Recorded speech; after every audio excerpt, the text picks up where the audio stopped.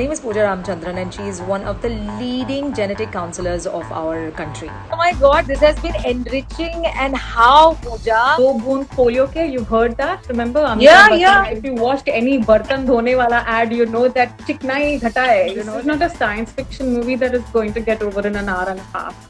This is priceless and invaluable information that no one else has shared. So it's good to have hope, but let's also be realistic. Oh my god, this has been good. This has been very, very good. We can't all be virologists. We must not. Okay, now this is seriously my last question. I can't keep you waiting because I know you have a lot of work to do. But going forward, do you think vaccine is the answer to coronavirus? You have let this be the last question. Okay, let me answer this in a nuanced yet concise kind of way. We mostly go to vaccines because we think it's going to fix it. If everyone is vaccinated, everyone has immunity, no one is going to have the problem. Vaccines take years and years to develop. For us right now, the virus itself is new. We don't fully understand how the virus works. We also don't fully understand what the immune response fully is to the virus. We know that it triggers off some T cell kind of response, which is your body's innate immune response to pathogens that are extracellular from outside of your cells. Right. We also know that vaccines are of many different kinds. So if we used a vaccine that would trigger off this kind of a response, then it might not be good because it's already going to cause some harm. There's many kinds of vaccines. There's a vaccine that can be like a live attenuated vaccine. This is the first kind of vaccine, which is a live virus, but little bit lesser powerful. So you have life, but not power, like a woman in patriarchy or something. So a good example of that is the do boond polio ke. You've heard that? Remember? Yeah, yeah. Drops of polio. It's an example of a live attenuated vaccine where it is alive, but it does not have that much strength. So the body can build antibodies against the virus while the virus is not so potent. So the second kind is really not so functional kind of a virus, kind of a vaccine. Then there are these subunit type vaccines, which take parts of the virus and then they trigger off your body's response to that. Then there's recombinant vaccines, which will again take like the DNA or the RNA in this situation of the virus and introduce it into your system so that your body develops antibodies to those spike proteins without you actually falling sick. And so there's many approaches to developing vaccines. There's also like plasma, for example, from people who have been affected by the condition. They have some immunity, so that's a good way to enhance passive immunity for someone who is not yet affected by this particular virus. So there's different kinds of vaccines. Bottom line, and we need to first find out what would be the right kind of vaccine to make. What kind of a reaction would someone's immune system have to it, and who would be the right candidates for it. Right now, actually, there's about, 80 countries from the globe actually are fighting. Of course, there's a race to the vaccine, right? Because why not capitalize on this crisis? I think there's 111 candidate vaccines, for example, out there. And some of them have actually entered into human trials. So the vast majority are still in animal trial stages. Animal trial is mostly overall for safety. So if these poor animals are dying, then you know that this is not a good vaccine to test on human beings. So this is what animal trials are like. Then they move on to the human trials, where phase 1 is mostly for safety again, and phase 2 and 3 are for efficacy, which is jargon word for is the vaccine doing the job that it is supposed to be doing. There's about 8 vaccines that have made it to the human trial phase. I think there's Pfizer, and there is another BioNTech or something like that. There's two pharma companies, according to the World Health Organization, that have actually started off with these human phase 1 type things, and they've basically inoculated 12 people or 8 people or something like that. So it's a very small number. We don't have, we're not there yet at all. And because vaccines take very, very long to develop, and there is a chance that if either the perceived threat of the virus reduces, or if we find other alternatives that are effective to treat or to manage, then this vaccine development thing might not even be relevant. It might not even go to completion of phase two. But right now, it is again just buzzing. Everyone is wanting to capitalize on this stuff, and maybe it is important, just as a scientist, to work towards the betterment of humanity. But these things will take a lot of time. It's not going to happen anytime soon. And by the time we develop a vaccine, maybe we will already have other ways to take care of this, Right, or the right. pandemic itself wouldn't be relevant because you know what, that coronavirus may have mutated again. Yeah, yeah. So the common assumptions are it'll take about 8, 9 months, or 16 months, or 2 years. No, no, no. Nothing can I be would. said. It takes time to understand how a human body would respond in terms of immune response to a Correct. vaccine, and that takes years of research. I mean, most of these clinical trials will 8 to 10 years is not uncommon. This is what I have to say. Wow. Yeah. Wow. Yeah.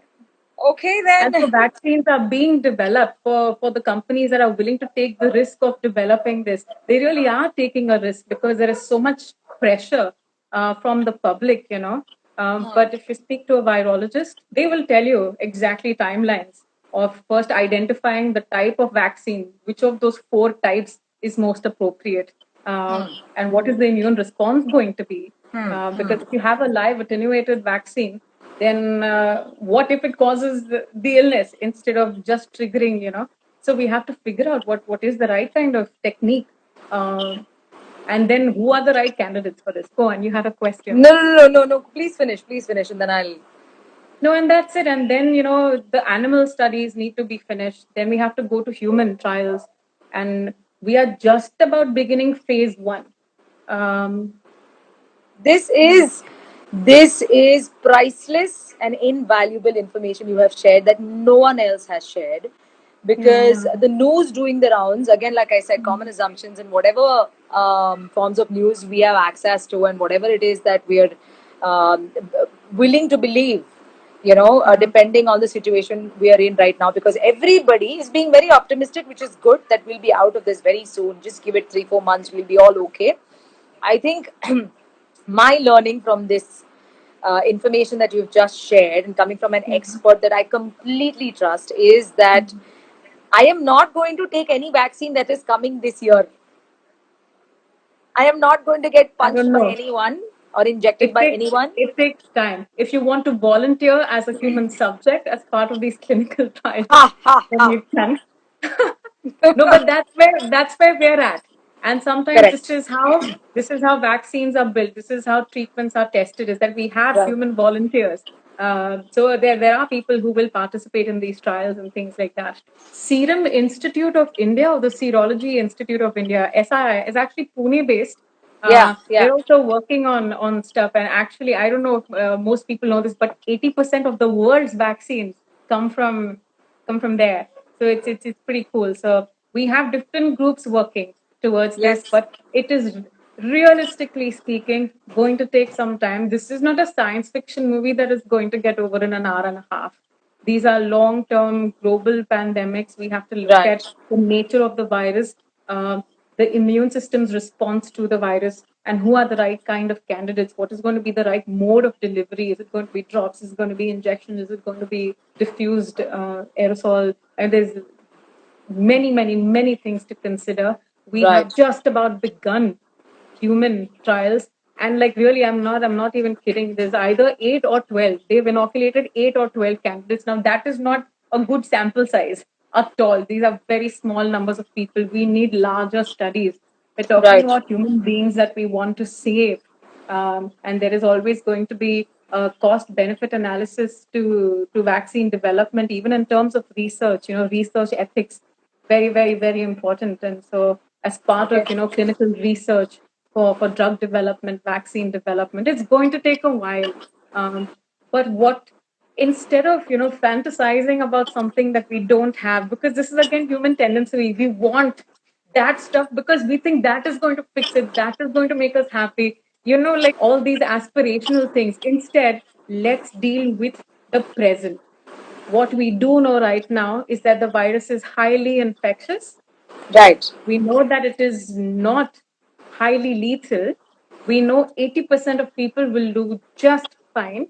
And the way for more people to continue to stay fine is to maintain 6 feet distance, is to wear a Right. mask, is to wash your hands. And 20 seconds it is, because soap and water for 20 seconds will destroy some of the fats that are on top. There's a whole lipid layer on top of the virus, which if you watched any Bartan Dhone Wala ad, you know that chiknai ghata hai, like all of these Nimbu Shakti ke saath and all of this. So soap will destroy chiknai. And without that lipid layer, the virus is not going to survive. So you want to wash your hands with soap water for 20 seconds, which seems like a short time, but singing happy birthday twice makes it 20 seconds. So these are the things that we can do. Let the scientists do what they are doing. Let public health officials do what they are doing. As citizens, I would encourage everyone to follow orders, because those are based on what we know. I think we Right. can all wish for things, we can all hope for things, and there's nothing wrong with hope. I think hope is what drives us. We Right. we would all, it would be pretty miserable, humanity without any hope. So it's good to have hope, but let's also be realistic. Like I was saying earlier on, there are things that are in our control and there are things that aren't in your control. If you're a scientist, if you're a virologist, go at it. If you're a healthcare professional, go at it.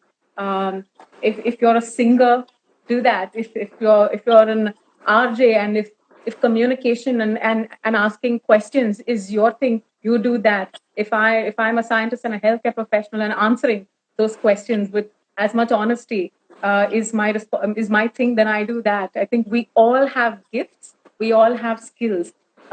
We can't all be virologists, we must not. Let the experts do their job, and let's get the information that people are trying to give us.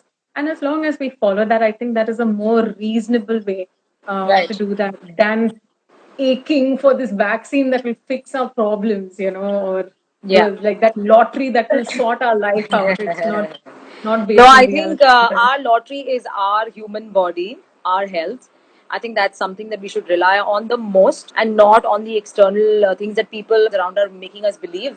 Let's not fall Yeah, for it and have simple, good absolutely. food, good sleep. That's something that we and can very and to also easily. recognize that we live in society and this is a community, to also help each other out, so everyone can do their bit. Whatever your bit is, you do that, and that is all that is needed, I think. Yeah, Yeah. we individually, we are responsible for ourselves, but let's not forget that we're part of society, Yeah. part of community. I think let's learn to be good neighbors and good human beings, and be Absolutely. helpful society. Absolutely.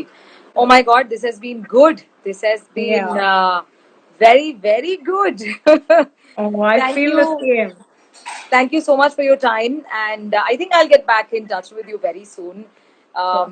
as the lockdown continues or doesn't continue. But I think we should do these Yeah, conversations so that we can educate people more, have them ask absolutely. you questions so that you can answer. Underscore Sunil has been talking about Pooja, how positive and how awesome you are.